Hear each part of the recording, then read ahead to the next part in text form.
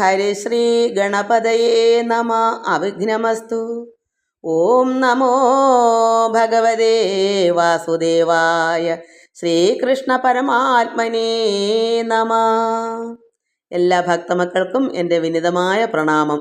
എല്ലാവർക്കും ശാന്തിയും സമാധാനവും ഭഗവാന്റെ അനുഗ്രഹവും കൃപയും എല്ലാം ഉണ്ടാകണമെന്ന് പ്രാർത്ഥിക്കുന്നു. ഓം ലോകാ സമസ്ത സുഖിനോ ഭവന്തു.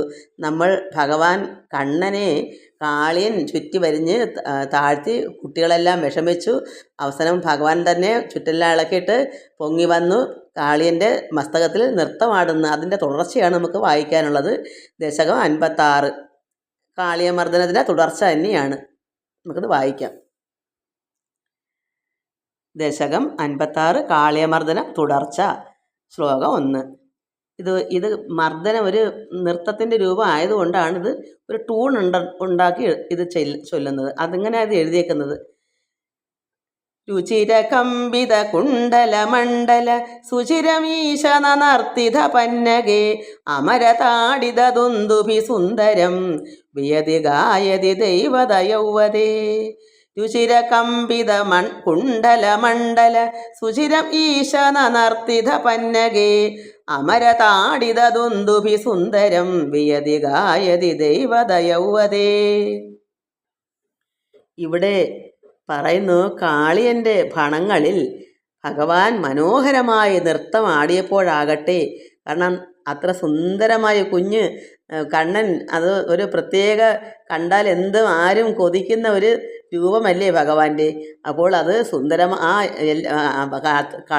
തളകളും വളകളും എല്ലാം ഇങ്ങനെ കിലുങ്ങി കാണുമ്പോൾ ഒരു പ്രത്യേകതയുണ്ട്. അത് കാളിയൻ്റെ ഭണങ്ങളിൽ ഭഗവാൻ മനോഹരമായി നൃത്തം ആടിയപ്പോഴാകട്ടെ ദേവന്മാർ വെറുതെ ഇരുന്നില്ല. അവരെന്ത് ചെയ്തു?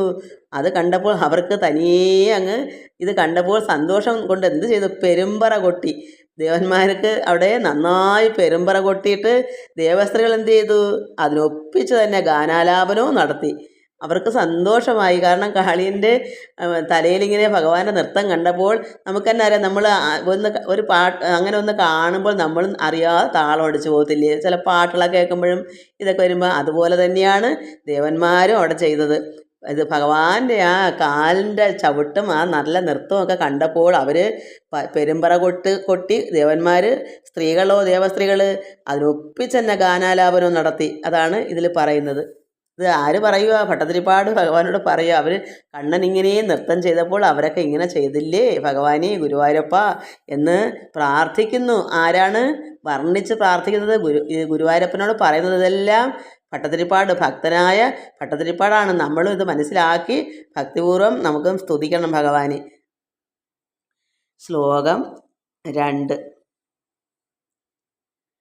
നമതിയത് അമുഷ ശിരോഹരേ പരിവിഹായ തദുന്നതമുന്നതം പരിമഥൻ പദപങ്കരുഹാചിരം വ്യവഹരഥാ മനോഹരം. നമതിയത് അമുഷ ശിരോഹരേ പരിവിഹായ തദുന്നതമുന്നതം പരിമഥൻ പദപങ്കരുഹാചിരം വ്യഹരഥാ മനോഹരം. ഇവിടെ ഭട്ടതിരിപ്പാട് ഭഗവാനോട് പറയുന്നത്, ഹരേ ഗുരുഹരപ്പ, നിന്റെ ഒരു കാളിയൻ്റെ പണങ്ങളിൽ മാറി മാറി നൃത്തമാടി.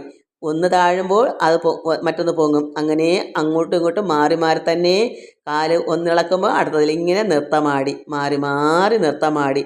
അവൻ്റെ, അതായത് കാളിയൻ്റെ ഏതേത് ശിരസ് താഴുന്നുവോ അത് വിട്ടിട്ട്, താഴുമ്പം അത് വിട്ടിട്ട് അടുത്തതിൽ ചവിട്ടാണ്. അത് വിട്ടിട്ട് ഉയർന്നു നിൽക്കുന്ന ശിരസിനെ പാതാരവിന്ദം കൊണ്ട് നല്ലപോലെ ചവിട്ടി മെതിച്ച് കൈകൊണ്ട് താളം പിടിച്ച് മനോമോഹരമായി വളരെ നേരം നൃത്തമാടി. എന്തിനാ അങ്ങനെ വളരെ നേരം നൃത്തമാടുന്നേ? നന്നായി ചവിട്ടി മെതിക്കുകയാണ് അഹങ്കാരം മാറാൻ. അങ്ങനെ ഭഗവാനിങ്ങനെ ഓരോ ഭണങ്ങളിലും മാറി മാറി വളരെ നേരം നൃത്തമാടി ചവിട്ടി മെതിച്ച് ഭഗവാന്റെ കൈകൊണ്ട് താളമൊക്കെ പിടിച്ച് മനോമോഹനമായി തന്നെ വളരെ നേരം നൃത്തമാടി. ശ്ലോകം 3.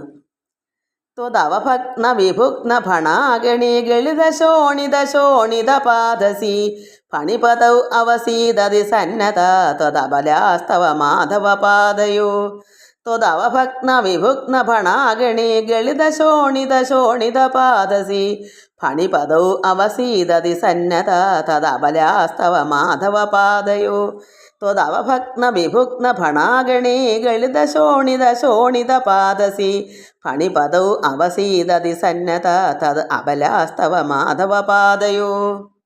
ഇവിടെ ഭട്ടത്തിരിപ്പാട് പറയുന്നു, ഭഗവാനി ലക്ഷ്മീപദേ ഗുരുവായൂരപ്പ, ഫണങ്ങളെല്ലാം താഴ്ന്നു പോയ കാളിയൻ. അപ്പോൾ ഒന്ന് താഴുമ്പോൾ ഒന്ന് പൊങ്ങിക്കൊണ്ടിരിക്കുമായിരുന്നല്ലോ. ഇപ്പോൾ ഇവിടെ പറയുന്നു ഫണങ്ങളെല്ലാം താഴ്ന്നു പോയി കാളിയൻ്റെ. അപ്പോൾ അതിൻ്റെ അർത്ഥം എന്താണ്? തളർന്നു. അദ്ദേഹത്തിന് എന്തുകൊണ്ടും കാളിയന് വയ്യാതായി, അസ്തമിച്ചു. കാരണം അത്രമാത്രം ഭഗവാൻ നൃത്തം ചെയ്തപ്പോൾ കാളിയൻ തളർന്നു. കാരണം ഭഗവാൻ വെറും ഒരു കുട്ടിയല്ല, എത്രത്തോളം ഭാരം ഉണ്ടായിരുന്ന കയറ്റി ചാടിയപ്പോൾ വെള്ളം എവിടെല്ലാം 100 വിൽപ്പാട് അകലെ വരെ പോയില്ലേ. ആ ഭഗവാന്റെ ശക്തിയേറിയ പാദമാണെന്ന് മനസ്സിലാക്കണം. അതുകൊണ്ടാണ് ഈ കാളിയൻ തളർന്നത്. അപ്പോൾ ഫണങ്ങളെല്ലാം താഴ്ന്നു പോയ കാളിയൻ അങ്ങയുടെ ചവിട്ടടി ഏറ്റ് ചതഞ്ഞ പത്തികളിൽ നിന്ന് നിർഗളിച്ച ചോരയാൽ. അപ്പോൾ ശോണിത ശോണിത എന്ന് പറഞ്ഞാൽ എന്താ? ഈ പത്തിയൊക്കെ അരഞ്ഞു പൊടിഞ്ഞ് ചതഞ്ഞപ്പോൾ അതിൽ നിന്ന് നിർഗളിച്ച് ചോര, കാളന്തീ ജലം ചുവന്ന് അതിൽ ക്ഷീണിച്ച് തളരവേ. അപ്പോൾ രക്തമൊക്കെ ഇങ്ങനെ വാർന്നു പോയി, ജലമൊക്കെ രക്തനിറത്തിൽ ചുവന്ന നിറത്തിലായി. അങ്ങനെ കാളിയൻ ക്ഷീണിച്ച് തളർന്നു. അങ്ങനെ ഇരിക്കവേ കാളിയൻ്റെ പത്നിമാർ പതിയുടെ, അതായത് ഭർത്താവായ കാളിയൻ്റെ വിവശത കണ്ട്, ആരാ? ഭാര്യമാർ, കുറേ ഭാര്യമാരുണ്ട് ഇദ്ദേഹത്തിന്. അവരെല്ലാം കൂടെ വന്ന് വിവശത കണ്ടിട്ട് സങ്കടപ്പെട്ട് ഭഗവാന്റെ കാലടികളിൽ വീണ് വണങ്ങി സ്തുതിക്കുക ചെയ്തത്. അവർക്കറിയാം ഭഗവാൻ അത്ഭുതമൊക്കെ കാണിച്ചത്, അവർക്ക് അറിയാം, ഭഗവാനെ പറ്റി അറിയാം. അതുകൊണ്ട് അവർ വന്ന് എന്ത് ചെയ്തു? ഭഗവാന്റെ കാലടികളിൽ തന്നെ വന്ന് വീണ് വണങ്ങി സ്തുതിക്കുക ചെയ്യുന്നത്. അവർ സന്തോഷമായിട്ട് പ്രാർത്ഥിക്കുന്നു, ഭഗവാനെ ലയിച്ച്. അതായത് ആർക്കും പറ്റാത്തത്ര നല്ലതുപോലെ ലയമായിട്ട് ഭഗവാൻ ചേർന്ന് ലയിച്ചുകൊണ്ട് അവർ സ്തുതിക്കുന്നു. അത്രമാത്രം വേദന അവർക്കുണ്ട്. കാളിയനെ അത്രമാത്രം അവർ സ്നേഹിക്കുന്നുണ്ടല്ലോ, അവരുടെ ഭർത്താവല്ലേ. അപ്പോൾ അത്രമാത്രം ഭഗവാനോട് അഭയം പറഞ്ഞ് പ്രാർത്ഥിക്കുന്നു. ശ്ലോകം 4. അയി പുരൈവ ചിരായ പരിശ്രുത ത്വദനുഭാവ വിലീന ഹൃദോഹിത മുനിപുർ അപ്യനവാപ്യ പഥൈസ്തവൈർ നുനുപുരീശ ഭവന്ത അയന്ത്രിതം. അയി പുരൈവ ചിരായ പരിശ്രുത ത്വദനുഭാവ വിലീന ഹൃദോഹിത മുനിപുർ അപ്യനവാപ്യ പഥൈസ്തവൈർ നുനുപുരീശ ഭവന്ത അയന്ത്രിതം. ഇവിടെ ഭട്ടതിരിപ്പാട് പറയുന്നു, ഭഗവാനെ ജഗൽപദേ ഗുരുവായൂരപ്പ, വളരെ കാലമായി അങ്ങയുടെ മാഹാത്മ്യങ്ങൾ കേട്ടറിഞ്ഞ്. ആരാണ്? ഈ ഭാര്യമാർ. അവർ പാവം ആണ്, സാധുക്കളാണ് ഭാര്യമാർ. പക്ഷേ കാളിയനാണ് ഇത്തിരി അഹങ്കാരം. അതുകൊണ്ട് ഈ ഭാര്യമാർ ഭഗവാന്റെ മാഹാത്മ്യങ്ങളെല്ലാം കേട്ടറിഞ്ഞ് അങ്ങയിൽ മനസ്സ് ലയിച്ച് ആ നാഗശ്രീകൾ എന്ത് ചെയ്തു? മഹർഷിമാർക്ക് പോലും പിടികിട്ടാത്ത രീതിയിലുള്ള കീർത്തനങ്ങളാണ് സ്തുതിക്കുന്നത്. അങ്ങയെ വണങ്ങി സ്തുതിച്ചു. അപ്പോൾ അത്രമാത്രം ലയത്തിൽ ഭക്തിയോട് ഭഗവാൻ അത്രമാത്രം മനസ്സിൽ ലയിച്ചുകൊണ്ടാണ് ഈ ഭാര്യമാർ ഭഗവാനോട് പ്രാർത്ഥിക്കുന്നത്. ഭഗവാനെ അത്രമാത്രം മനസ്സിലാക്കി അവർക്ക് അറിയാം. ഭഗവാന്റെ മാഹാത്മ്യങ്ങളെല്ലാം കുറച്ച് നാളുകൊണ്ടേ കേട്ടറിഞ്ഞിരിക്കുകയാണ്. ഭഗവാൻ അവിടെ പശുക്കളെ മേയ്ക്കാൻ ഗോപന്മാരുമായിട്ടൊക്കെ എന്ന് വെച്ച് തുടങ്ങും. അന്നേ ഈ നാഗസ്ത്രീകൾക്ക് അറിയാം ഭഗവാന്റെ മാഹാത്മ്യം. അതുകൊണ്ട് അവർ ഭക്തിപൂർവ്വം ഭഗവാനിൽ ലയിച്ച് തന്നെ പ്രാർത്ഥിക്കുന്നു. ഭഗവാന്റെ കാലടികളെല്ലാം വന്ന് വീണ് വണങ്ങിയാണ് അവർ സ്തുതിക്കുന്നത്. നമ്മളിത് മനസ്സിലാക്കണം. വേദനയും വിഷമവും നമുക്ക് അങ്ങേറ്റം ഉണ്ട് ഈ നാഗങ്ങളെ പോലെ. അപ്പോൾ അവർ എന്തുമാത്രം വേദനയോടുകൂടി പ്രാർത്ഥിച്ചപ്പോൾ ഭട്ടതിരിപ്പാടും അങ്ങനെയാണ്. ഭഗവാനോട് അഭയം പറയുന്ന അത്രമാത്രം വേദനയോടുകൂടിയാണ്. അപ്പോൾ നമ്മളത് പഠിക്കണം. നമുക്കും അതുപോലെ വേദനയുണ്ടെങ്കിൽ നമ്മൾ അതുപോലെ തന്നെ ഭഗവാനിൽ ചേർന്ന് ലയിക്കണം. മനസ്സ് ഭഗവാനിൽ ചേർന്ന് ലയിക്കണം. എല്ലാവർക്കും നമസ്കാരം. സർവത്ര ഗോവിന്ദ നാമ സങ്കീർത്തനം. ഗോവിന്ദ ഗോവിന്ദ.